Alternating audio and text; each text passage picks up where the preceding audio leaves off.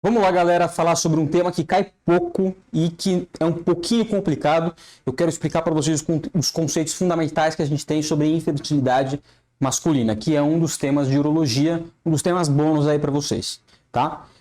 Em primeiro lugar, eu vou trazer alguns casinhos para tornar essa discussão um pouquinho mais palatável, tá? Primeiro caso, eu estou trazendo um homem aí de 37 anos, tentando ter filho com a sua esposa de 35 anos. Nenhum dos dois nunca teve filhos, então é uma infertilidade primária do casal, que a gente chama, tá bom? A paciente está em avaliação com o ginecologista, ela tem ciclos regulares, porém refere dismenorreia. Em primeiro lugar, a gente tem que avaliar esse homem concomitantemente, mas ela tem dismenorreia. Será que o problema, a causa não é dela? Então, esse é o primeiro conceito que eu quero que vocês levem, tá bom? Infertilidade, conceitualmente, é a incapacidade de um casal. Então, nota aí que eu estou falando do casal. E sempre que a gente fala de infertilidade, a gente fala de avaliação do casal, do binômio, tá bom?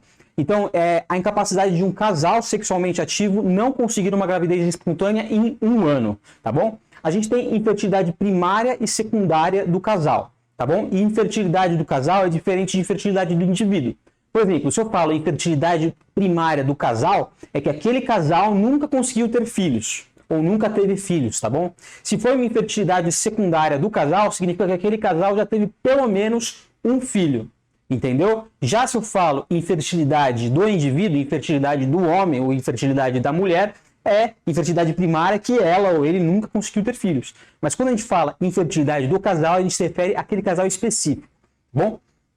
A gente sabe que existem causas contribuintes aí para a infertilidade do casal. Em até 60% dos casos tem alguma correlação com causas masculinas, se você for somar, tá bom? Então aqui a gente tem causas exclusivamente femininas em 35%, causas do homem 30%, causas do casal em 30% também, e causas idiopáticas aí que a gente pesquisa tudo e não acha causa em 15%. Então, sim, a resposta é que vale sim a pena a gente sempre fazer a investigação do casal, e isso evidentemente vai incluir o homem, beleza? Então, quais são os conceitos gerais? Por que a gente quer identificar esses fatores de infertilidade e tentar melhorar a qualidade do esperma aí do homem, do caso, né? É porque a gente quer evitar e identificar esses fatores tratáveis que permitam uma concepção natural, tá bom? A gente sabe que a concepção natural tem menores custos e é menos mórbida. Quando a gente olha as inseminações in vitro, né? Quando a gente avalia a injeção intracitoplasmática também de espermatozoide, o ICSI, né? A gente vê que elas têm uma taxa de mutação que é mais elevada. Por quê? Porque a gente está selecionando espermatozoides, não é a natureza que está selecionando esses espermatozoides. Então, por alguma razão, a gente sabe que existem uma taxa maior de defeitos ao nascimento nas inseminações artificiais quando comparado à concepção natural. Então, além dos custos que envolvem você ter uma concepção artificial, existe uma questão de morbidade que a gente tem que levar em consideração. Não que isso seja contraindicação a ICSI, por exemplo, mas é algo que a gente tem que levar em conta, tá bom? Então, quais são as principais causas aí de infertilidade masculina que a gente tem que lembrar? Tá bom? A gente tem que lembrar sempre de falar sobre distopias testiculares, então saber se o paciente tem antecedente de criptorquidia é importante, saber se o paciente fez alguma orquidopexia, teve alguma torção testicular na infância, alguma coisa assim. Varicocele, então examinar esse paciente é super importante, não só para varicocele, mas também para avaliar esses deferentes, para ele se ele tem deferentes palpáveis ou não, tamanho testicular adequado e assim por diante. A gente tem que lembrar de doenças sistêmicas que podem afetar a fertilidade, como por exemplo linfomas, sarcomas, tumores testiculares, hipotireoidismo, doenças endocrinológicas, tá bom? Exposições ambientais, tá bom? Principalmente aí a solventes, tá bom? E existem outros também, temperaturas elevadas também, saber onde o paciente trabalha é importante, tudo isso, tá bom? Gonadotoxinas em geral. A gente tem causas de hipogonadismo, então pacientes que têm síndrome de Klinefelter, pacientes que têm tumores hipofisários que vão causar a esse hipogonadismo e assim por diante. E, por fim, a gente tem os distúrbios obstrutivos, tá? A gente sabe que a mutação do gene da fibrose cística pode causar essa genesia aí de deferentes uniobilateral, antecedente de vasectomia, alguma infecção, alguma orquite que o paciente apresentou. Então, toda essa história é fundamental na nossa investigação aí inicial, tá bom? A gente sabe também que uma coisa muito importante da gente lembrar é que o mecanismo de dano ao DNA desses espermatozoides por estresse oxidativo é uma das causas aí que mais tem sido discutida em relação ao dano do DNA causado por estresse oxidativo. Então a gente sabe que o espermatozoide ele tem menos mecanismos de defesa ao estresse oxidativo que uma célula normal, porque ele perdeu citoplasma, ele perdeu antioxidantes, então ele perdeu o mecanismo de reparo da membrana plasmática para se tornar essa estrutura veloz e pequena. Então, nesse processo, ele perde esses elementos e fica mais suscetível ao estresse oxidativo. Então a gente sabe que isso faz importância, tá bom? Sob o ponto de vista fisiopatológico. Então, o que eu falei para vocês aqui, basicamente eu tinha falado anteriormente, né? Lembrar de criptorquidia, lembrar de torção testicular, lembrar de infecções geniturinárias, exposições a toxinas ambientais, medicações como anabolizantes, quimioterápicos, tá bom? Isso tudo é importante. E lembrar dos caracteres sexuais secundários, para a gente ver que isso caminha muito com causas endocrinológicas também. Lembrar de volume testicular, tá bom? Agenesia de testículo, agenesia de deferentes, também, então palpar os deferentes é importante, ver ginecomastia e ver varicocele. Tudo isso é fundamental quando a gente está fazendo um diagnóstico de infertilidade, tá bom? E é claro, sempre a gente vai acabar também solicitando para esses pacientes um espermograma, tá? Geralmente recomenda-se 2 amostras, porque eles têm uma alta variabilidade, tá bom? O Rho, né?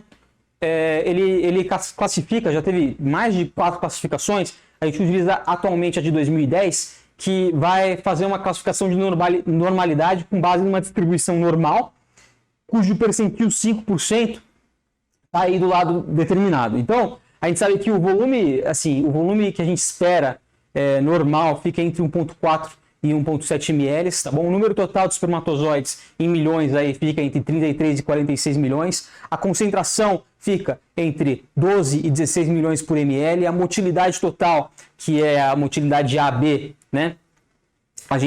A motilidade progressiva, perdão, que é a motilidade A mais B, a gente espera que seja de pelo menos 33%, tá bom? E daí tem outras coisas, por exemplo, formas anormais de vitalidade, que são outros parâmetros que a gente utiliza, principalmente as formas normais, que é o Kruger, né, de pelo menos 4%, que é o Kruger estrito, tá bom? Mas lembrar que isso é uma distribuição normal. O que eu quero dizer com isso? É que imagina que um paciente vem para o seu consultório e ele tem uma concentração, um número total de espermatozoides, isso é importante a gente ter esse conceito. Ele tem uma concentração de espermatozoides de 12 milhões. Tudo bem, é um número normal? É um número normal, mas olha onde ele está nessa distribuição de curva normal. Ele está muito perto do percentil 5%, muito perto aqui do percentil 2,5% de menor. Então, a gente tem que sempre avaliar sobre essa questão também, tá bom? Que a distribuição normal, ela vai privilegiar quem está no meio, tá bom? Quem tá na média. Então, a concentração espermática, a mínima é de 15 milhões, a máxima é de 213 milhões. Então, quando a gente está falando aí do percentil 5%, está falando que é uma distribuição muito específica, muito estrita, tá? Então, a gente tem que olhar esses parâmetros aí do espermograma com muito cuidado quando a gente está avaliando eles, tá? E lembrar de outra coisa importante que eu trouxe nesse gráfico, só para demonstrar para vocês. Esse gráfico está avaliando a concentração, a porcentagem de espermas com motilidade e a porcentagem da morfologia de homens férteis e inférteis, tá? E a gente vê que a distribuição é muito parecida entre homens férteis e inférteis. O que eu quero dizer com isso é que nem sempre o espermograma vai refletir a fertilidade do paciente. Existem pacientes que têm um espermograma bom e têm uma fertilidade ruim, e tem pacientes que têm um espermograma ruim e têm uma fertilidade boa e têm filhos, tá? Então a gente tem que olhar sempre para esse exame com cuidado, é isso que eu quero dizer, tá bom? E aqui algumas classificações para vocês terem uma ideia. Então, a gente chama de oligozoospermia quando a gente tem menos do que 15 milhões de espermatozoides por ml, ou seja, uma concentração menor do que 15 milhões. Astenozoospermia quando tem menos do que 32% de espermatozoides móveis progressivos, tá? Que é o A mais B. E teratozoospermia quando a gente tem menos do que 4% de formas normais aí na morfologia de Kruger, tá? Isso aqui é uma forma normal, tá bom? Espermatozoide que tem uma cabeça bem formada e que tem uma cauda bem formada, tá? A gente pode ter defeitos de cabeça, defeitos aí da porção média e a gente pode ter defeitos de cauda também, tá bom? Então, tudo isso a gente avalia no espermograma. Quando a gente for falar de tipos de azoospermia, para a gente pensar em relação à prova, a gente tem que pensar em alguns parâmetros que o espermograma pode ajudar a gente com esse objetivo, né?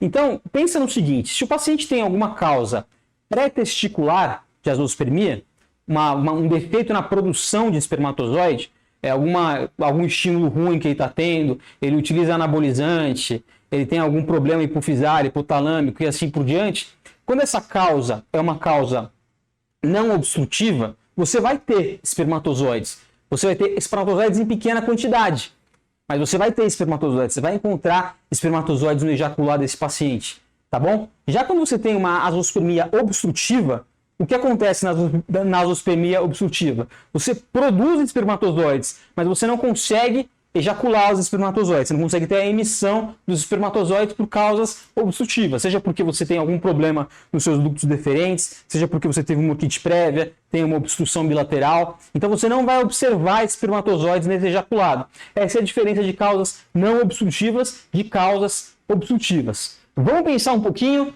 o que a gente pode fazer para melhorar a qualidade do espermatozoide dos nossos pacientes e entender um pouquinho melhor como que isso funciona, então, tá bom?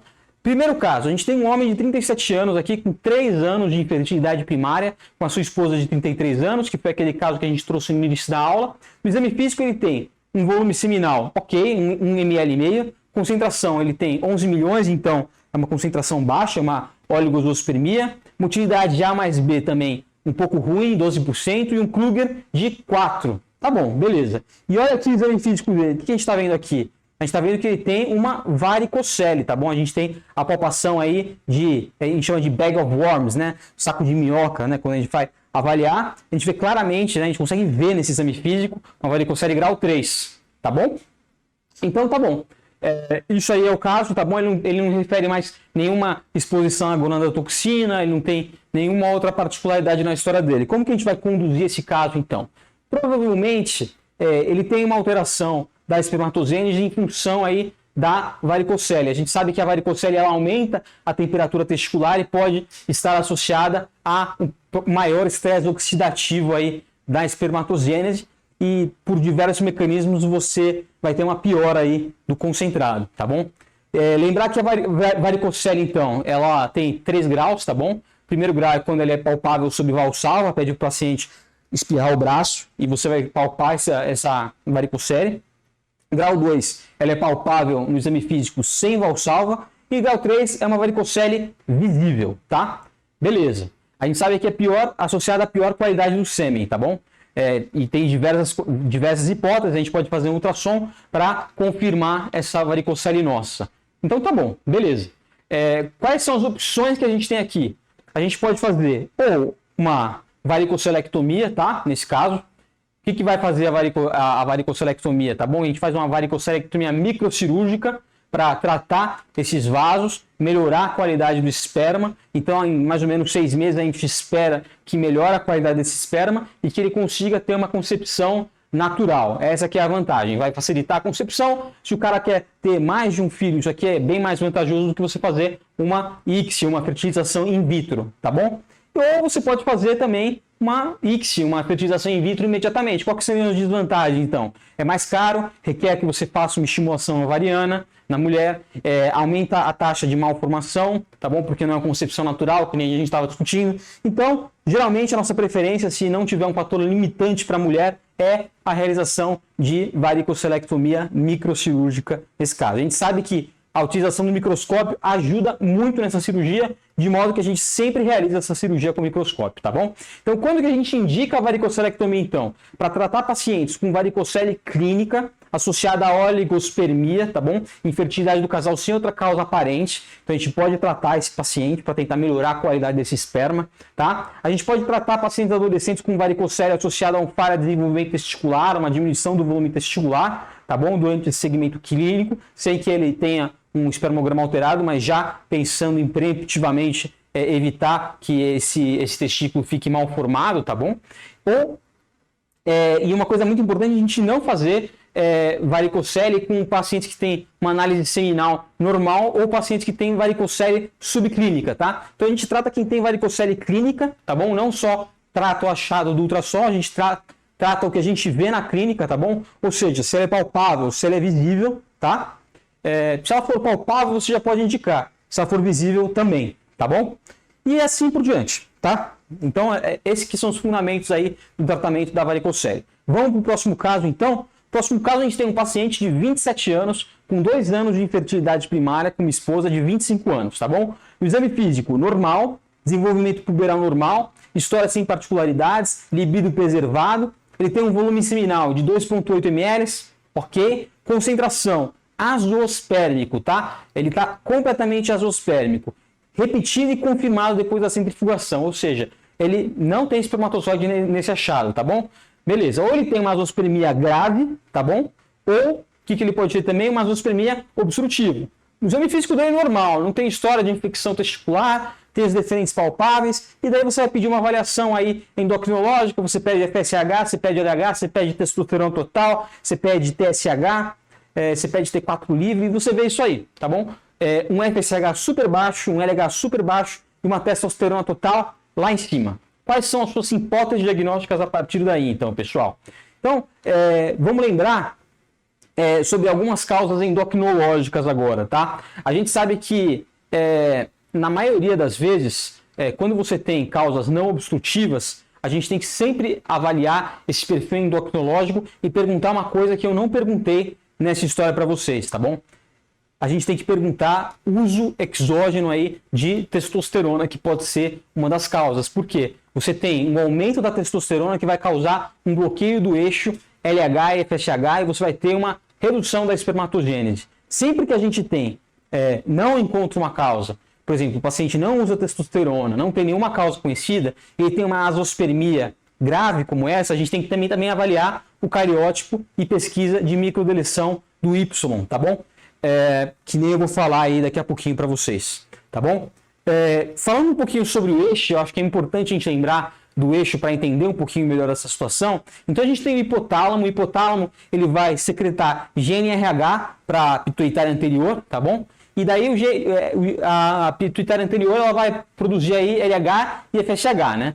Esse LH ele vai estimular o quê? As células de Leydig a produzir testosterona. E a testosterona vai fazer um feedback negativo sobre a pituitária anterior, beleza? Já o FSH, o que ele faz? Ele vai estimular as células de Sertoli a espermatogênese, tá bom? E através da inimina vai inibir aí a pituitária anterior. O que acontece é o seguinte, se a gente administra testosterona exógena, você bloqueia esse eixo e você tem uma diminuição de FSH e uma inibição à espermatogênese. Então, um dos principais mecanismos farmacológicos que a gente tem, uma das principais inibições é o uso de testosterona exógena, tá bom? A famosa bomba, tá? O paciente que usa bomba, via de regra, ele fica infértil, tá bom?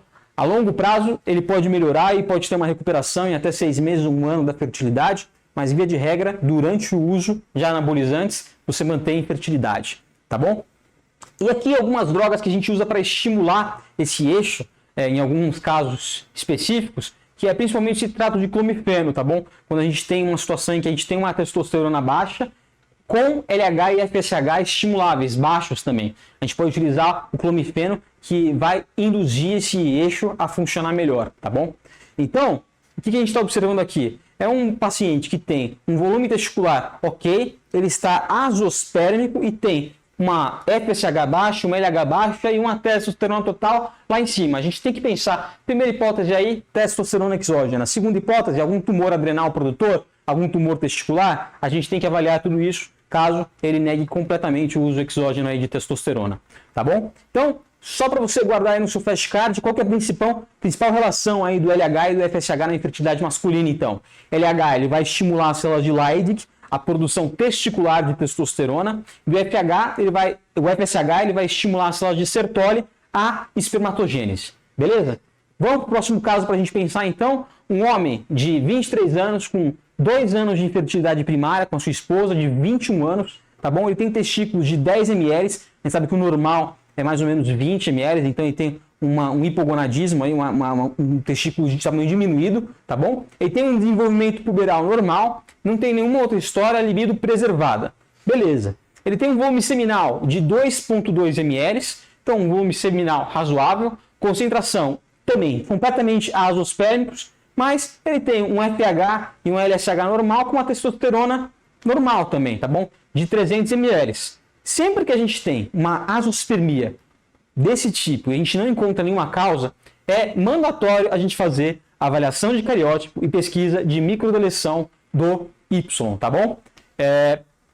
A pesquisa de microdeleção do gene Y, qual que é o objetivo dela? A gente identificar regiões em que existe deleção das regiões AZF, tá bom? Que estão associadas à falência de espermatogênese, tá? A gente sabe que as mutações elas têm graus variáveis de infertilidade. A gente sabe que a mutação do AZFA e a mutação do AZFB, que são essas duas bandas aqui, elas estão associadas à infertilidade completa, tá bom? Então, são as piores possíveis. E a mutação do AZFC pode ter um bom prognóstico em reprodução assistida, com até 70% de sucesso. Então, a gente chama a mutação de AZFC de mutação de chance, tá bom? Você tem uma chance aí de conseguir fazer com uma reprodução assistida, você tem uma chance de ter fertilidade, tá bom? E outra coisa que a gente tem que lembrar também são alterações mais importantes aí de cariótipo, tá? Síndrome de Klinefelter, tá? Paciente 47XXY ou pacientes 47X0 ou pacientes 47XYY. Então a gente sempre tem que fazer cariótipo porque pacientes que são gravemente azoospermicos, eles podem ter alterações aí nesse cariótipo e mutações aí do microdeleções do gene Y, tá bom? Então, só para vocês guardarem esse conceito, então, quando que a gente vai indicar teste genético, cariótipo, pesquisa de microdeleção na prática, então?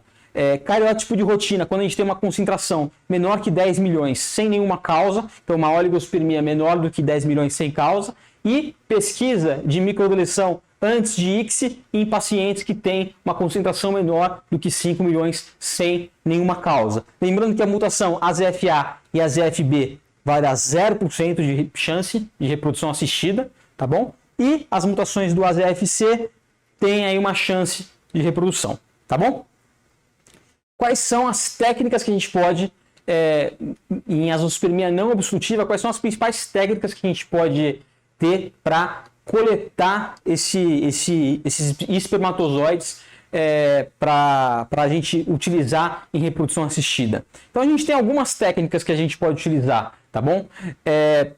A gente sabe que a melhor técnica que a gente tem quando a gente vai pesquisar diretamente no testículo é a microdissecção com tese, tá bom? Que a gente faz uma pesquisa de túbulos que tem uma maior concentração aí, que são ilhas de produção. A gente sabe que o testículo ele é heterogêneo, então tem ilhas que não tem esperma e tem regiões que tem esperma. Então a gente pesquisa microscopicamente essas regiões para conseguir coletar e mandar esse material para um biólogo selecionar o espermatozoide a partir daí. Tá bom? Então, a gente sabe que a gente utilizar um microscópio e fazer uma microtese, que é exatamente esse procedimento no microscópio, tem melhores resultados do que a gente fazer isso sobre olho nu, porque a gente não vai conseguir identificar essas regiões onde você vai ter essas zonas de espermatogênese, tá bom? Eu vou falar um pouquinho mais sobre isso daqui a pouquinho. Isso aqui é para casos de azoospermia não obstrutiva, principalmente, em que a gente tem uma azoospermia muito grave, para pacientes que têm mutação, por exemplo, do gene, do microdeleção do gene Y, a gente pode fazer microtese para coletar espermatozoides desse paciente, tá? Outro caso aqui para vocês, um homem de 25 anos, com 2 anos de infertilidade primária, com esposa de 24 anos, testículos de 25 ml, deferentes não palpáveis, opa, olha aí, desenvolvimento puberal normal, história sem particularidades e libido preservado. Volume seminal do paciente normal, também está azoospermico, foi repetido e confirmado depois da centrifugação, com FSH normal, LH normal, testosterona normal e deferente não palpável. Sempre que a gente tem um deferente não palpável, a gente tem que pesquisar, como eu já tinha falado, mutação do CFTR, do gene da fibrose cística. A gente sabe que existem alterações genéticas associadas à fibrose cística que podem causar agenesia de deferentes bilateralmente ou unilateralmente. Então a gente sempre tem que lembrar da mutação do CFTR quando a gente tiver alguma mutação aí que a gente não consegue palpar os deferentes, tá bom?